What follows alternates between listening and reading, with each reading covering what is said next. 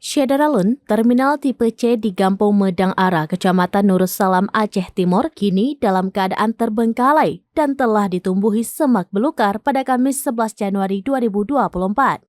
Bangunan terminal yang awalnya didirikan dengan bantuan Badan Rehabilitasi dan Rekonstruksi atau BRR Aceh Nias, kini banyak yang mengalami kerusakan. Bahkan, halaman depannya telah dijadikan tempat bertani oleh warga setempat.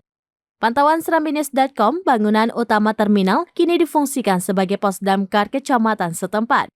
Bangunan lainnya seperti musola dan halte tunggu penumpang mengalami kerusakan dan tidak terawat. Lokasi gerbang keluar menuju jalan lintas pada terminal itu tidak dapat diakses karena terputus oleh sawah warga. Zamzami, salah satu petugas pemadam kebakaran yang berada di lokasi, mengaku tidak mengetahui kapan tepatnya terminal tersebut dibangun.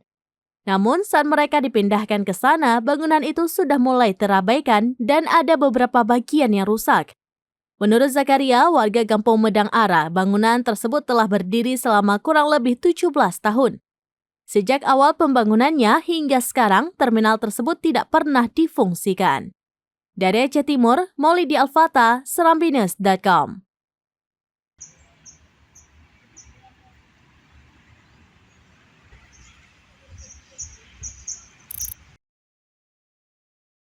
Download Tribun X sekarang, menghadirkan lokal menjadi Indonesia.